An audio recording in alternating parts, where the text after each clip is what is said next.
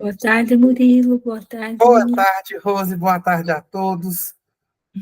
Sejam bem-vindos aí a mais um encontro da nossa de sexta-feira, para a gente ler juntos a obra da Joana de Ângeles, irmos comentando essa obra, lembrando que aqui é um grupo, então fiquem à vontade para questionar, darem suas opiniões e fazerem os comentários. Vamos elevar o nosso pensamento a Jesus. Senhor, obrigado pelo teu amor. Obrigado por este grupo que nos alimenta e nos dá força, nos sustenta na caminhada, na busca de tua boa nova. Mestre, obrigado pelos seus emissários de luz que nos convidam ao trabalho fraterno, ao trabalho de nos esclarecermos e, assim, tornarmos o nosso espírito cada dia melhor. Mestre, fazei de nós instrumento de tua paz. Agradecemos a oportunidade e pedimos que, durante o nosso estudo, sejamos cada um de nós amparados, cuidados, fortalecidos e animados pelos nossos mentores, como uma oportunidade bendita de reparo espiritual. Que assim seja. Meus amigos, hoje é um dia até especial. Lá no nosso primeiro estudo, a gente falamos um pouquinho sobre as vidas da Joana de Ângeles. Não sei se vocês lembram. E uma das vidas da Joana, ela foi Clara de Assis. Hoje é comemorado o dia de Francisco de Assis, o grande amigo de Clara. Aquele que colocou em missão enquanto era tutelado pela oração da nossa querida Joana. Então, hoje, para nós, estudarmos a obra dessa franciscana, dessa seguidora do Cristo, ganha mais um motivo de alegria. Hoje a gente vai iniciar a leitura do primeiro capítulo do livro, intitulado Jesus e Desafios. Assim nos diz Joana. O processo de evolução constitui para o espírito um grande desafio. Acostumado às vibrações mais fortes no campo dos sentidos físicos, somente quando a dor o visita é que ele começa a aspirar por impressões mais elevadas, nas quais encontra lenitivo, anelado por conquistas mais importantes. Vivendo em luta constante contra os fatores constringentes do estágio em que se demora, vez por outra, experimenta paz, que passa a querer em forma duradoura. No começo, são as dores com intervalos de bem-estar que o assinalam, até conseguir a tranquilidade com breves presenças do sofrimento, culminando com a plenitude sem aflição. De degrau em degrau, ascende caindo para levantar-se, atraído pelo sublime tropismo do amor. Conseguir o estágio mais alto significa-lhe triunfar. Vamos parar aqui um pouquinho. É bonito o vocabulário da Joana, né? É um vocabulário que às vezes a gente pode até ter um pouco mais de dificuldade para a gente ir tirando o espírito da letra, mas eu acho que ela faz do texto dela quase que uma poesia, para a gente ir mergulhando, para a gente ir entendendo a sua linguagem. Ela começa nos lembrando que todos nós espíritos somos espíritos em progresso e que, constituídos para tal, fomos criados simples, ignorantes, com todas as possibilidades para chegarmos ao grau mais evoluído que os nossos espíritos podem ir conquistando. Mas ela nos fala desse desafio que é o progresso. Eu sempre remonto o Livro dos Espíritos quando falamos de progresso, porque nos fala o Livro dos Espíritos assim, que progredir é uma lei.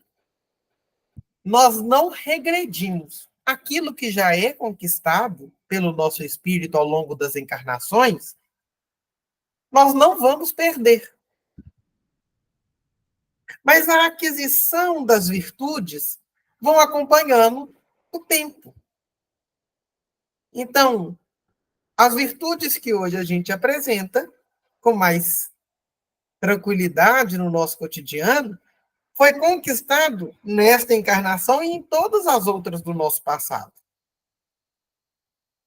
Então, por exemplo, quando a gente é adolescente, a gente tem sempre a resposta na ponta da língua. O nosso pensamento é acelerado. Às vezes os mais velhos falavam com a gente assim, nossa, mas você é atrevido. E aí a gente foi discernindo e entendendo e aprendendo a qualidade do quê? Do silêncio, do quando falar, do quando e como se expressar. Às vezes, há um tempo atrás, a gente estourava e perdia a paciência com uma determinada situação. Hoje, a gente já tem mais discernimento de qual situação que vale a pena nós colocarmos a nossa energia para tentar transformá-la. O que compete a nós? O que compete ao outro que está junto conosco nesse plano encarnatório?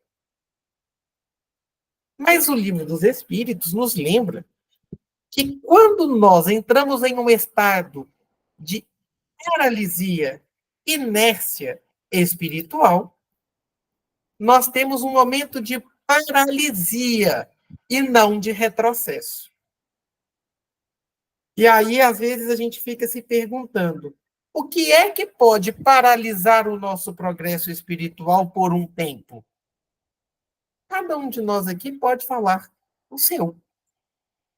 Às vezes, o meu é lidar, né, com uma situação que me incomoda. Na hora que. Vamos pegar alguns exemplos práticos. Sabe aquele parente que ninguém gosta? Aquela visita que a gente fala assim, que na hora que chega a gente olha e fala: meu Deus, para que veio? Aquelas visitas que a gente olha e fala assim: meu Deus, qual desculpa que eu vou arrumar para não receber? Nunca aconteceu com vocês, gente? E comigo já. E aí tem hora que eu ainda fico assim, gente, eu quero uma revisão do plano encarnatório. Não é possível que eu quis isso aqui de parente. Eu quero poda na árvore genealógica. Não é possível. Mas não tem jeito. Nessa hora, eu paraliso um pouco o meu progresso espiritual. Porque eu falto com a caridade, com a fraternidade, com o amor, com o sentido de paciência, com a tolerância.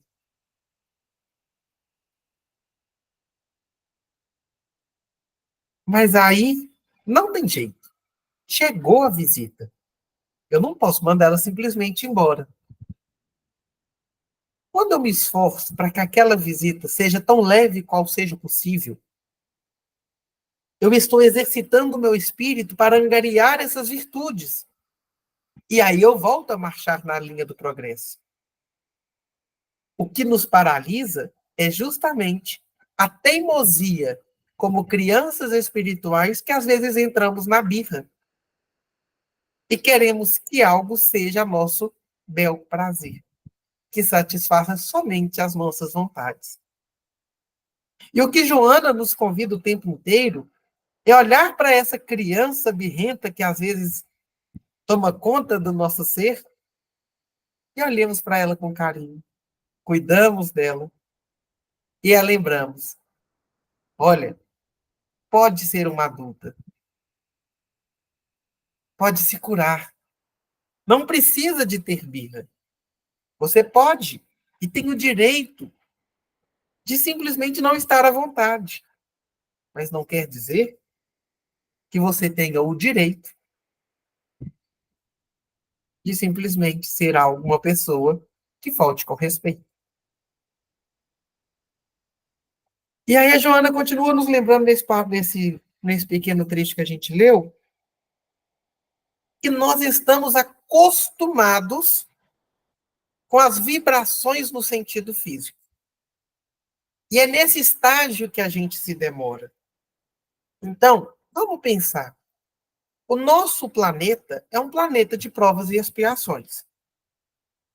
Nós encarnamos tanto para entendermos e aprovarmos que as qualidades de espíritos já conquistados já são habilidades nossas para colocar em prática, mas também para expiar.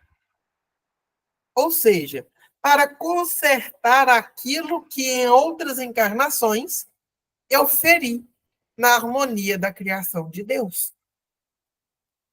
Então, se nas minhas relações de amizades pretéritas eu fui um déspota, uma pessoa traíra, como a gente fala na língua popular, aquela pessoa que só mandava, eu vou ter experiências nesta encarnação que me leve a reformar esse comportamento para um comportamento mais sadio e estabelecer melhores relações. Mas lembrando que mesmo num planeta de provas e expiações, somos tocados pela bondade do Pai, que nos dá momentos de experimentar lenitivo, ou seja, consolo, cura para a nossa dor e os nossos ferimentos. E às vezes a gente estaciona na dor. Eu fico repetindo isso muito por experiência. Às vezes eu tô com muita raiva e eu mascaro essa raiva e fico assim, nossa, eu não posso sentir raiva, não posso sentir raiva, tá errado sentir raiva. Gente, sinta raiva. Se você não se permitir sentir, ela nunca vai passar. Depois que a raiva passar, aí você toma uma atitude. Na raiva a gente não faz nada. Na raiva a gente não deveria nem falar nada. Porque a gente está num processo de educação moral também. Na raiva, eu sou capaz de dizer coisas que numa palestra vocês duvidariam. Eu fico brincando, às vezes as pessoas olham para a gente na exposição e falam, nossa, que pessoa bondosa. Aí eu fico assim, gente, vai lá em casa e passa uma semana comigo. Não é assim. Não é assim. Mas esses momentos de dores, no nosso estágio evolutivo, eles nos visitam. E eles não nos visitam uma vez por ano. É quase que cotidianamente. Olha no terceiro parágrafo. Uma luta constante que ela coloca para a gente. Ah, mas a luta é com meu marido. Não é possível que eu quis casar com ele. A luta é com meu filho, que eu já não sei mais o que eu faço para educar. Não. A luta é com a gente mesmo. As maiores dificuldades que um espírito tem na encarnação foram provocadas por ele mesmo. Então, essas lutas constantes, desse estágio em que demoramos, ou seja, nesse mundo que nós ainda viemos a cada encarnação, às vezes apazigua. Às vezes a gente experimenta aquele refrigério e é o cuidado do Pai com a gente. há poucos dias, num acolhimento fraterno, eu escutei uma mãe. E essa mãe vinha para o acolhimento fraterno muito angustiada.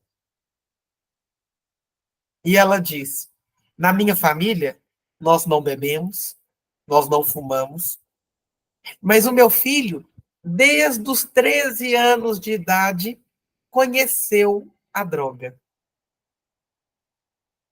Eu já não sei mais o que eu faço. Eu já internei, ele passa um tempo sóbrio e depois ele entra na dependência química de novo. Eu falei, é mesmo? Eu fiquei escutando. Ela não queria ouvir nada, ela queria era desabafar. E aí, depois de escutá-la por mais de 1 hora, sem falar nada, ela olhou para mim e falou comigo assim: eu estou tão mais leve, obrigado. Falei, por nada. Porque a dor dela foi aliviada só por alguém se dispor a ouvir, sem dar palpite, sem julgar. Ela só queria um espaço para falar. Às vezes, nós somos o refrigério da alma de alguém quando nos dispomos a estar presentes na vida dessa pessoa. E aí, passados uns dias, ela voltou ao acolhimento fraterno. E, por coincidência, eu estava no dia de acolhimento fraterno. E aí ela olhou para mim e falou, uai, você aqui de novo? Aquele uai bem mineiro, né? E aí eu falei, sou eu de novo. Aí ela, desta vez eu vou deixar você falar, tá? Eu não dei tempo. E aí ela falou sozinha mais meia hora. Quando foi no final,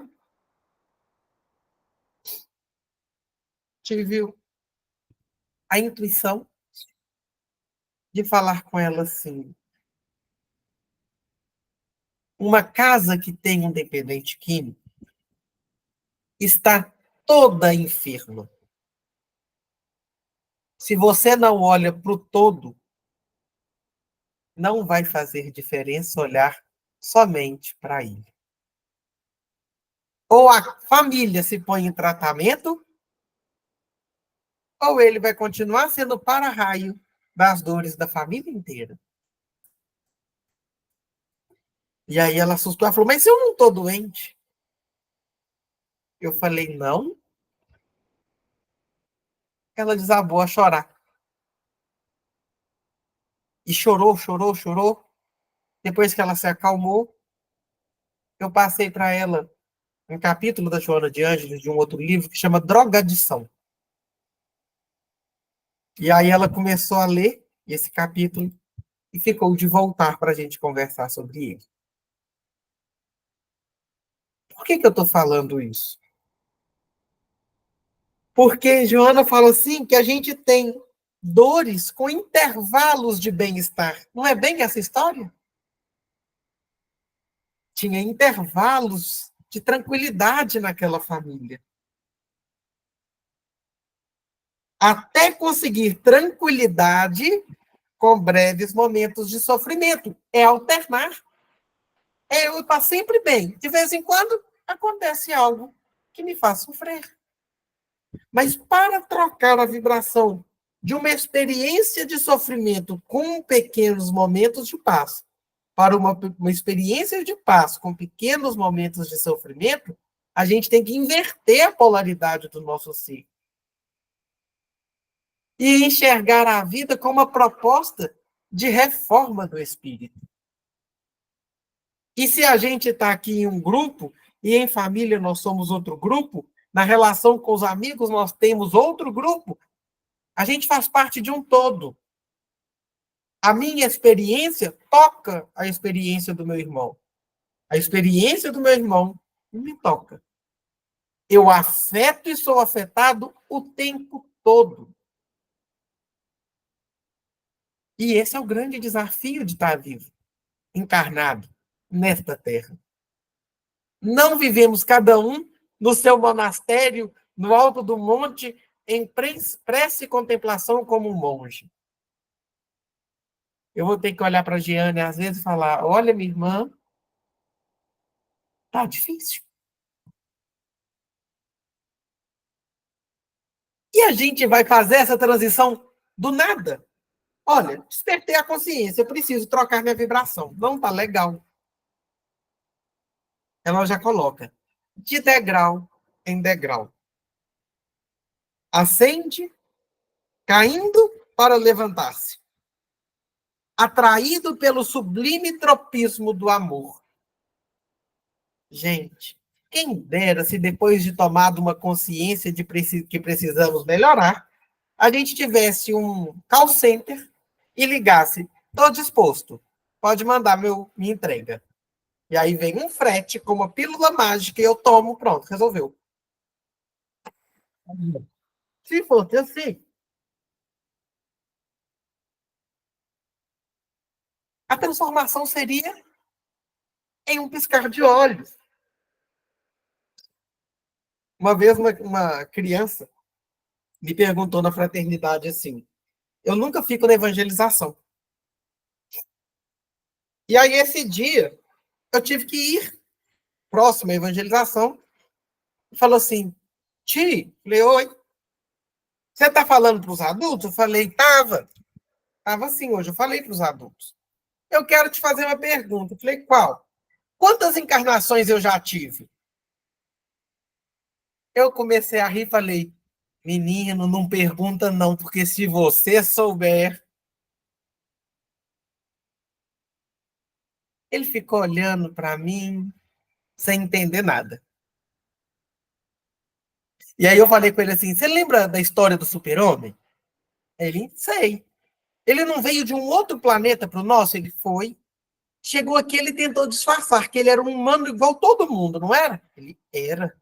Mas chegou uma hora que ele foi melhorando, melhorando. E aí ele viu que as pessoas precisavam dele.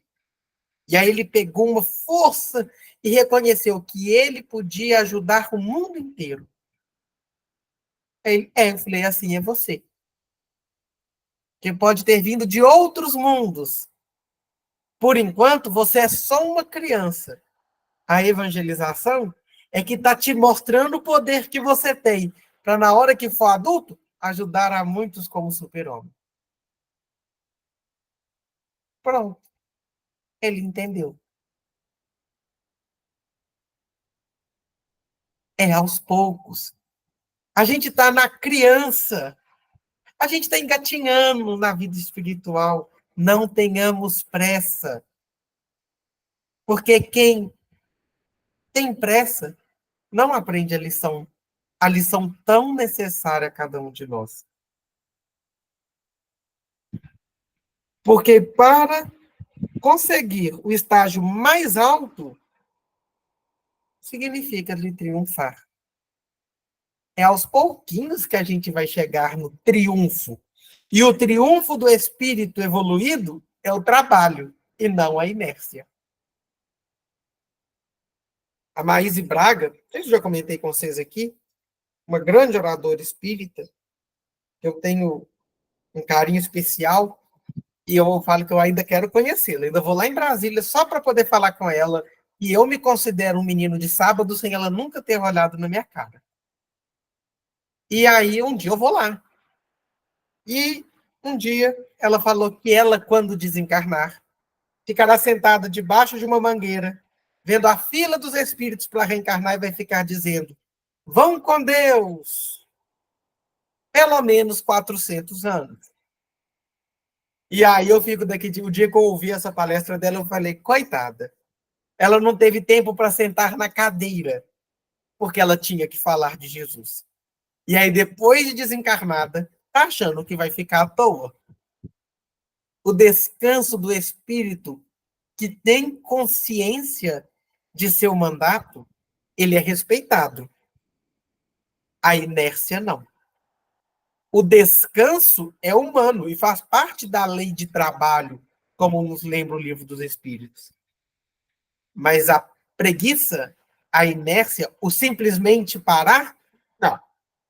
Isso é ferir a harmonia do nosso espírito para caminhar. A Giane mandou um comentário aqui no chat, ótimo. O mundo de regeneração é puro trabalho. E é. Mas um trabalho que santifica a nossa experiência. E não um trabalho qualquer. Giane, querendo comentar, abra o microfone. É um grupo, não é palestra não. Deus me livre se fosse palestra. Vamos comentar todo mundo. Não, eu escrevi isso porque às vezes a gente pensa que o mundo de regeneração é quando a gente alcança a paz, é o fim da linha. E tem muito mais trabalho que o mundo de expiações e provas. E muita gente pensa que vai ser formidável. É muito trabalho ainda é muita reforma íntima. Era esse o meu comentário, obrigada. Aturdido e inseguro, descobre uma conspiração quase geral contra o seu fatalismo.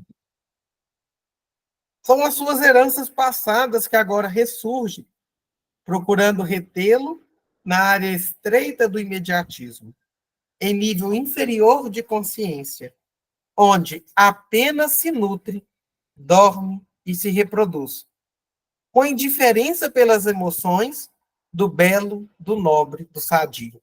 Gente, esses dois parágrafos, aliás, esse parágrafo, ele dá uma palestra.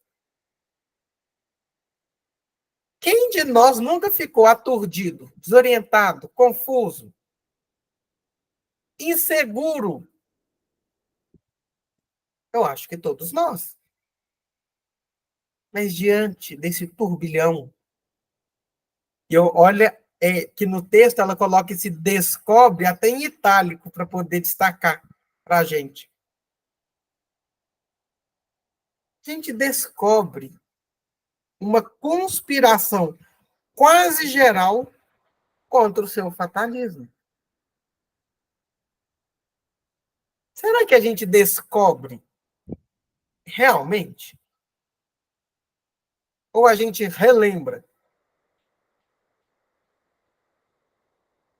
Para que eu não veja como fatalismo a minha insegurança, as minhas experiências mais difíceis, eu tenho uma galera de espíritos para lembrar para mim, olha, você não está sozinho. Eleve sua vibração para que a gente possa te auxiliar. Entre em prece para que você seja aconselhado. Busque a fraternidade para que você se embebeça de boas energias. Porque quando a gente está em um momento de insegurança, por exemplo, volta a cada um de nós da experiência passada as dificuldades que o nosso espírito já passou. E que para a gente é muito melhor o esforço de voltar àquilo que já nos foi conhecido, de uma aspiração animalesca, de responder a instintos, do que o esforço de progredirmos para sermos espíritos mais puros. Porque toda vez que a gente age com indiferença à emoção, ao belo, ao nobre e ao sadio, a gente fere a natureza do espírito que já somos. Como assim? Se a minha atitude despreza os sentimentos e as emoções da Cláudia, eu estou sendo muito mais um animal do que um homem. Porque o animal sobrevive.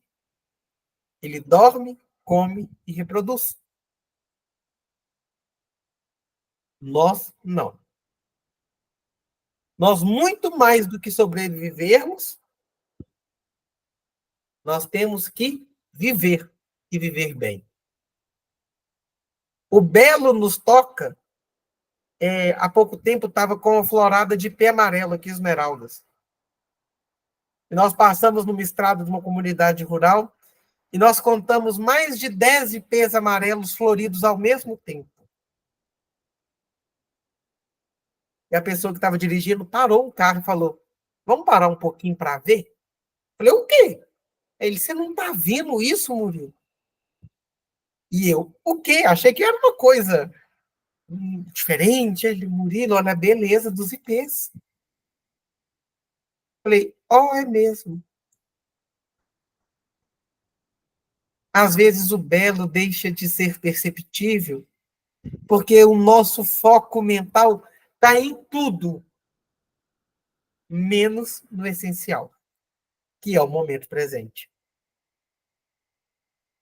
Por isso que a gente tem arte, porque o belo nos toca, porque o belo nos provoca. O que tem uma boa música? Meu avô era amante de música. Aquelas músicas bem orquestradas, aqueles boleros antigos. E aí, um dia eu falei: por que que nós deixamos de compor músicas com letras tão bonitas? Porque enobrece a alma. Ele escutava muito uma música e falava assim: os sonhos mais lindos sonhei, que tu eras meu e um castelo ergui. Vocês conhecem a música? Pessoal aí mais antigo vai lembrar que aqui em casa só toca música antiga. Imagina quem compôs essa música para falar do amor. Gente, é muito belo. Então a gente não pode passar despercebido quando o espírito nosso pode ser tocado pela experiência humana que nos faz caminhar. Você colocou um comentário, Jeane, área estreita do imediatismo. Instinto, reflexo? Pode ser. No sentido de que eu preciso corresponder à minha ânsia de saciar um desejo no agora. E aí, como é imediatista, eu vou no que eu mais faço, por hábito. E nesse caso aí, o mau hábito, né? Eu vou no que eu conheço. Porque às vezes é Obrigada. a única coisa que eu conheço. E aí eu não transformo minha experiência. Olha o imediatismo. A gente está aqui num estudo de 1 hora de duração. Mas quando a gente vai na internet, a gente procura vídeos de até 5 minutos. Um vídeo de meia hora, poucos assistem. Mas vídeos sequenciais de 30 segundos dão milhões de visualizações. O que é que o nosso espírito anseia? O nosso tempo é um tempo de quantidade, não de qualidade. Eu faço 1000 atribuições no meu dia, nenhuma bem feita, mas o importante é fazer muito. Será? Eu trabalho de casa, por conta própria. Uma vez me falaram assim, mas esse estudo de sexta-feira, 4 horas da tarde, Murilo, você não trabalha, não? Eu falei: trabalho. E 1 hora do meu dia é dedicado a mim e a mais ninguém. E eu dedico a minha hora de sexta-feira para falar de Jesus.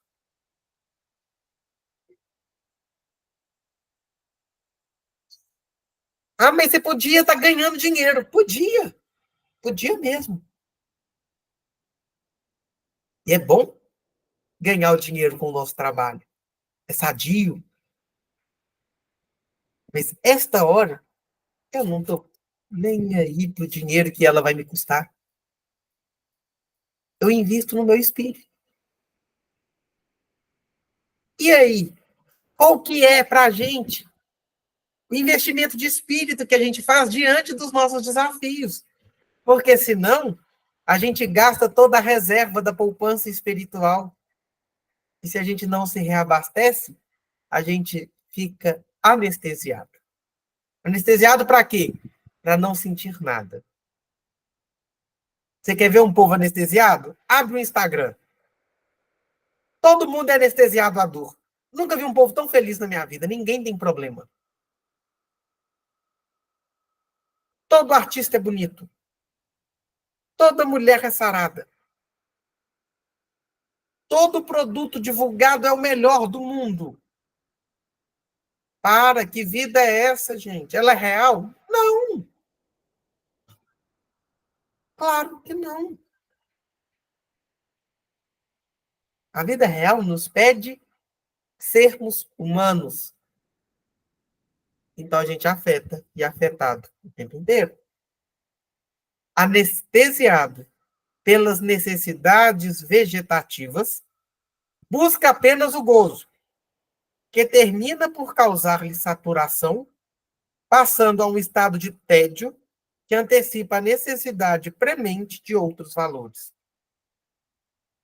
Lentamente, desperta para realidades que antes não nos sensibilizavam e, de repente, passam a significar-lhe meta a conseguir, sentindo-se estimulado a abandonar a inoperância.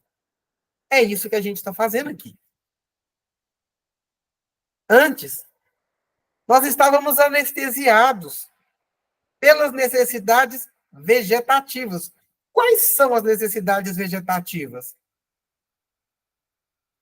Água, luz, comida, repouso. Mas quando a gente busca gozo, satisfação, correspondência aos nossos desejos, a gente já faz o quê? Já vê que isso não nos basta. A gente quer mais, então a gente caminha. Para a gente caminhar, a gente lembra que o tédio tem que ficar para trás. Mas aí eu sou provocado. O movimento vai me tirar da zona de conforto. Eu prefiro o tédio ou o desafio de andar? Se eu tomei a coragem, meu desafio é andar, então eu preciso de outros valores. Aí entra a reforma íntima. Se eu já estou entendendo que a reforma íntima para mim é necessário, já estamos bem. Então, caminhemos. Como? Vamos despertando lentamente para realidades que antes não sensibilizavam. Vamos pegar o mesmo exemplo. Quem que era melhor? Eu estar trabalhando e ganhar minha hora de serviço agora, ou eu estar aqui? Se eu não tivesse a consciência espírita, era estar trabalhando. Depois de despertada, eu não posso ser a mesma pessoa. Eu tenho que tentar fazer diferente. Então, eu tiro esse momento. Então, toda vez que um novo valor precisa ser adquirido, que a gente é sensibilizado por esse novo, então isso me dá sentido novo para as minhas ações, para a minha vida, para abandonar a inoperância, a inércia, a preguiça. Oi, Rose. Então, Maurício, a primeira frase lá de cima diz assim, ó, processo de evolução constitui para o espírito um grande desafio, não é? E aí eu prefiro, né, ficar envolvido, eu prefiro, entre aspas, ficar envolvido nessas coisas bobas, né, assim, vamos dizer assim. E quando você não participa desse grupo, você recebe, né, agressões, às vezes, dizendo que você é tolo, que você não aproveita a vida, que você quer se tornar santo, que é isso? Não é? Quando você procura trabalhar o seu lado espiritual, até você justifica, nos mais jovens, né, esse desejo, essa vontade doida de viver, de descobrir coisas. Mas eu fico, assim, às vezes, pensando em pessoas, né, conheço algumas, que não está mais nesse tempo de ficar, assim, tão querendo ser jovem. Já deu para descobrir a vida, né? E ainda passa a maior parte do tempo nessas descobertas. E olham para você e criticam. Mas só isso é sua vida? Só isso que você sabe fazer? Você não viaja? Você não conhece o mundo? Você não conhece as pessoas? Conheço, sim, conheço muitas pessoas. Às vezes, sem sair de casa, a gente conhece mais, mais gente do que sair de casa. Porque quando a gente sai, a gente tem medo do outro, não é? Hoje é assim, você sai para a rua, você não sabe com quem você está encontrando. Bom, aí eu quero dizer assim, que demora muito tempo, né, Maurílio, para a gente fazer essa descoberta. E às vezes a gente acha assim que, mas, por exemplo, daqui desse grupo, eu sou a mais velha de todos, né? Eu penso assim, puxa, mas com essa idade, agora que eu estou despertando para algumas coisas, isso eu já teria que ter despertado antes. Mas a minha vida inteirinha foi nessa luta, sabe? Eu penso assim que eu devo ter tido outras reencarnações muito difíceis, porque agora parece que está tudo tão fácil, e eu que sou medrosa, eu tenho medo de tudo, sabe? Eu tenho medo das experiências novas. Então, eu tenho uma companheira que ela diz assim, Rose, por que você fica tão preocupada em querer saber das coisas, em estudar? Você faz parte disso, você faz parte daquilo. Por que você faz isso? Eu falei, porque até agora eu acho que eu não cumpri direito ainda a minha tarefa. E estudando, quem sabe, na próxima reencarnação, eu possa dar maior colaboração, né? Mas eu tô dizendo isso porque eu entendo, né, que esse processo reencarnatório ele é demorado mesmo, né? E a gente, às vezes, quer resolver ele assim, de um minuto para outro, a gente quer se transformar, a gente quer ser o que não é, sabe? Aí começa a dar uma tristeza, né? Que você não consegue resolver tudo. E eu fico feliz porque a senhora entendeu. Só esqueceu que o espírito é imortal e que nunca é tarde. Há pouco tempo, eu tive duas experiências interessantes. A primeira, como pessoa dos seus 84 anos, no dia de falecer, eu estava com a pessoa e ela falou comigo, Murilo, por que que eu não entendi antes o que que era espiritualidade? Ele fez o único evangelho do lar na vida dele uma semana antes de falecer.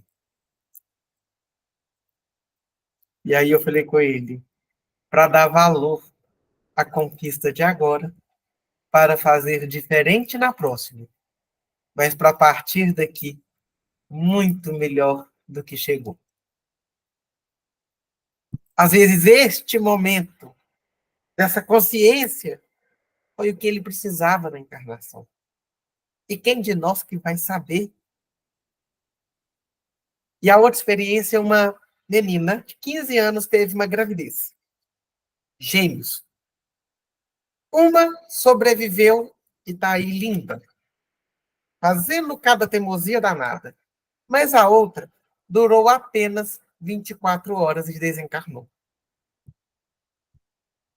E aí, passado um tempo, estamos nós na reunião mediúnica e chega uma orientação de um mentor da casa direcionado a essa pequena mãe. Minha querida irmã, não sabe o bem que fez ao aceitar na gestação o espírito da sua filha que partiu. Quase que eu falei o nome da criança. Olha, em outros tempos, foi um espírito muito rebelde e de muita inteligência, porém desvirtuou a sua inteligência utilizando-a de má forma. O sofrimento foi tanto que, quando recuperado das zonas abismais, decidiram, em uma encarnação compulsória, trazer esse espírito à vida para trazer-lhe a forma humana novamente. E somente um amor de mãe poderia cuidar de tal missão. Mas somente um amor de mãe inocente, como uma jovem de 15 anos, poderia mostrar em tão pouco tempo e sem manchas ou julgamentos o amor que esse espírito precisava.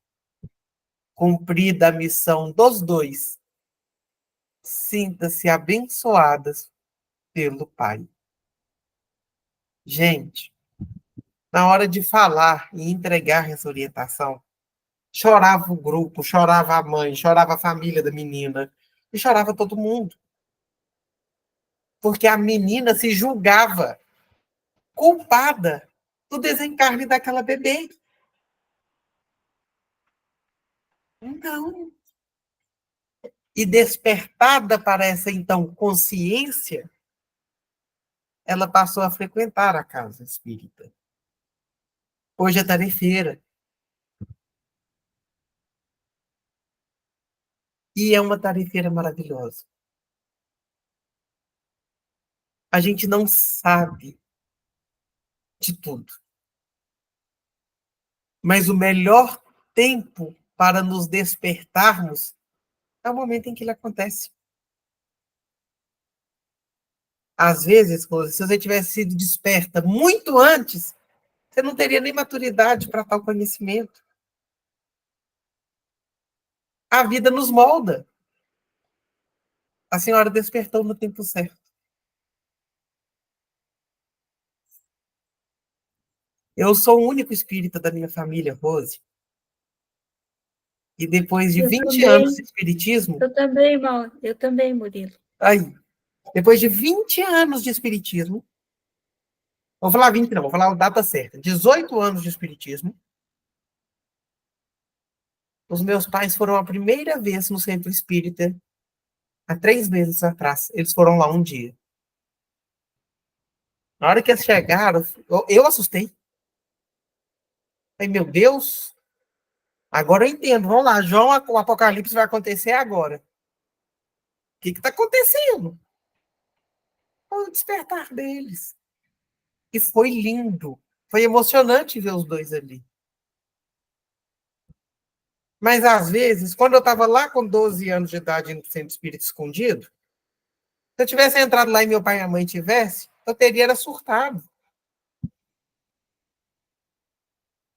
O que é o tempo? O tempo é o tempo certo. Olha lá quando a Joana termina nesses últimos 3 parágrafos dessa parte. O psiquismo divino, nele latente, responde ao apelo das forças superiores e desatrela-se do cárcere celular, qual antena que capta a emissão de mensagens alcançadas somente nas ondas em que sintonizam. O processo do despertar, ele é o despertar desse psiquismo divino que em nós é latente. É uma semente a germinar. Quando a gente vai despertando, ela vai quebrando a casca e vai criando vida. É uma planta. É igual a parábola do semeador, que a Jeane falou para a gente há pouco tempo, né, Jeane?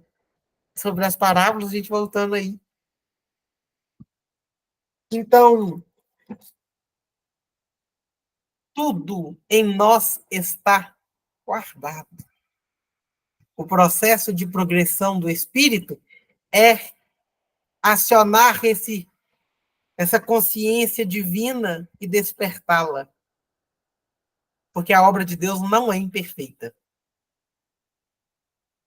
Ela está inacabada. Porque nós somos participantes dela. Mas somos perfeitos. Oi, Jane. Por isso que no Gênesis fala que ainda não chegou o sétimo dia, quando Deus descansa, né? Porque nós ainda não estamos acabados. A gente ainda está revolvendo a terra e cuidando dessa semente que está germinando. E se acharmos que estamos prontos, cuidado. Porque você vai cair desse pedestal da ilusão. Não estamos.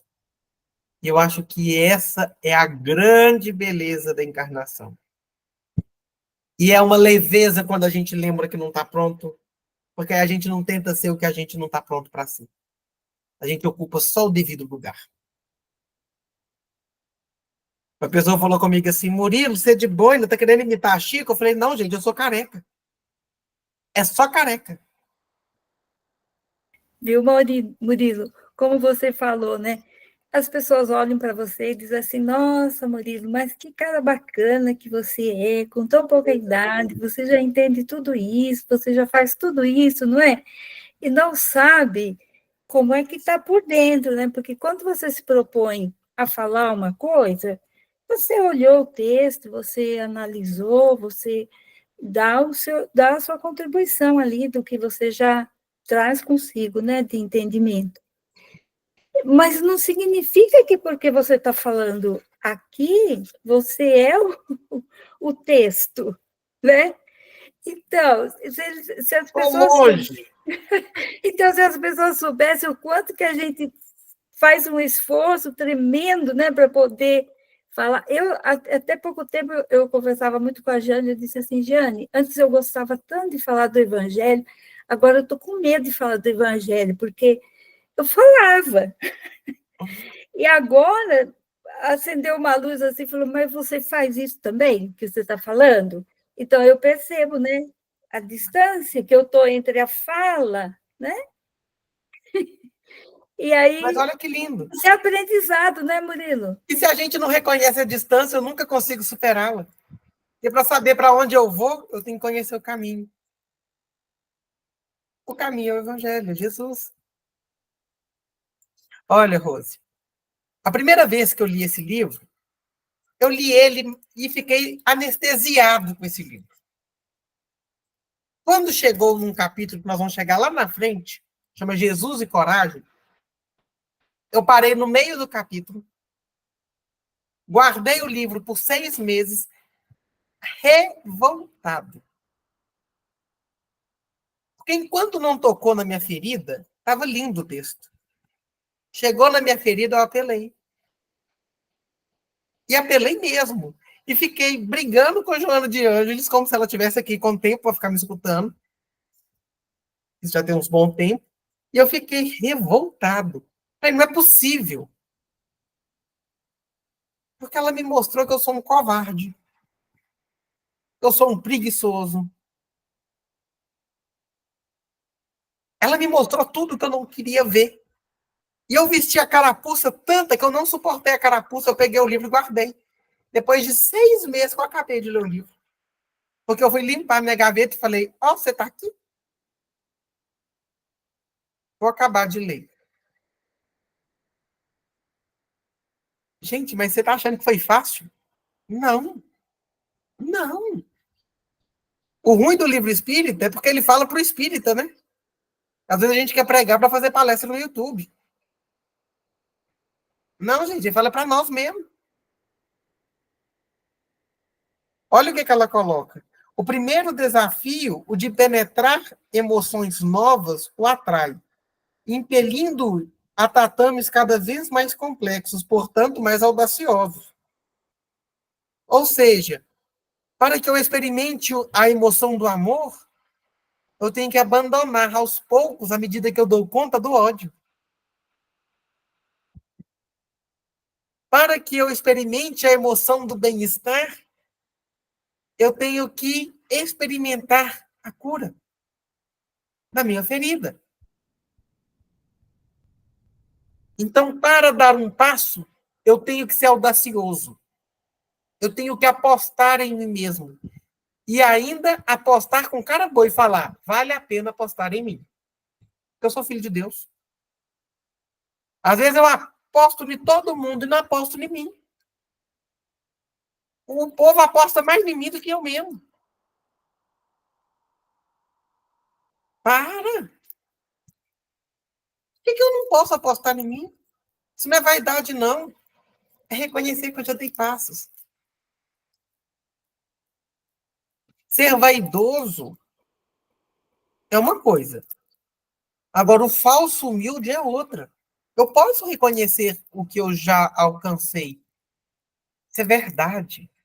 Isso não é vaidade. Vaidade é quando eu acho que por isso eu sou melhor do que os outros. Isso eu não sou. É a candeia. Se eu escondo, ela não ilumina. Se eu coloco no alto, ela provoca um olhar mais nítido sobre aquilo que antes era treva.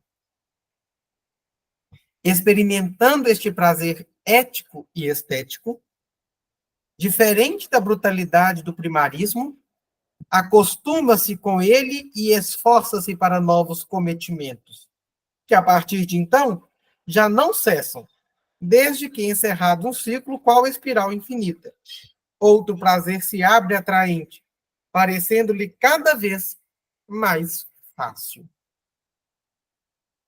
O prazer do progresso nos estimula a querer sempre progredir, sem parar a marcha. Mas, para isso, impelidos pela força do Cristo. Porque se for só pelas nossas, dá errado. Fraquejamos. Mas se na nossa fraqueza, em prece, pedimos a Jesus, seja forte em minha fraqueza por mim. Envie teus mensageiros de luz, Senhor, para me inspirar ao bem andar, ao progredir. A coragem de me ver, eu dou conta. E eu sei que eu dou conta, porque eu não estou sozinho. Então é isso, meus irmãos, que eu preparei para hoje. Espero tê-los ajudado aí um pouquinho com a reflexão, porque, Rose, eu vesti a carapuça e já estou me perguntando se eu devia ter recomeçado a ler esse livro. Mesmo. Eu também guardo as coisas, e depois eu falo, depois eu vejo, né? Aí quando eu volto e compreendo melhor, eu falo, meu Deus do céu, que vergonha, por que eu isolei isso daqui, né? Eu devia ter continuado. Então, é um mecanismo também de fuga, né, que a gente encontra aí para. Senão, o desespero pega, né? Rose, no livro Conflitos Existenciais, da Joana de Ângelo, que é o 13 desse volume, o primeiro capítulo dele é falando sobre as fugas psicológicas. O primeiro. Como que a gente foge do nosso progresso? Esse eu não li, Psicologia da Gratidão, esse eu não conheço. Eu já li, mas eu nunca peguei para estudar, sabe? Eu não conheço de estudar, eu conheço de ler. Então, eu estou aqui lidando com ele para ver o que eu compreendo. Vamos lá. Meus irmãos, Rose, a senhora pode fazer a prece por nós? Faço sim.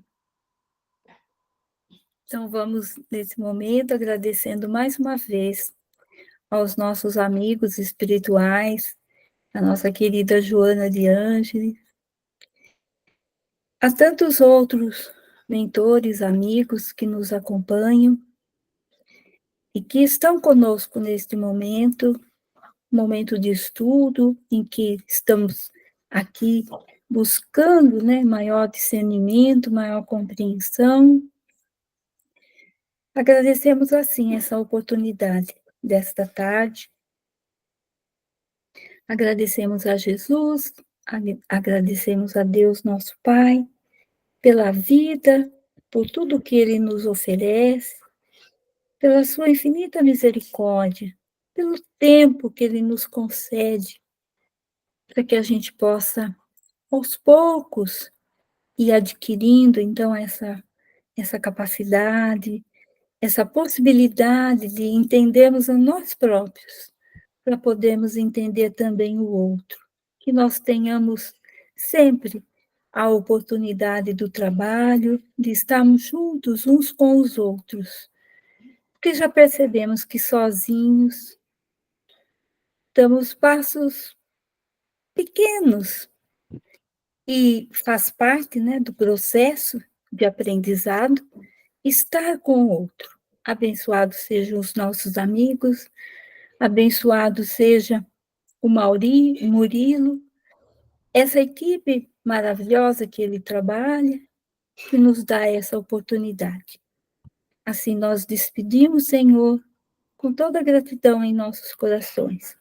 Que a sua luz, que a sua paz possa estar sempre conosco.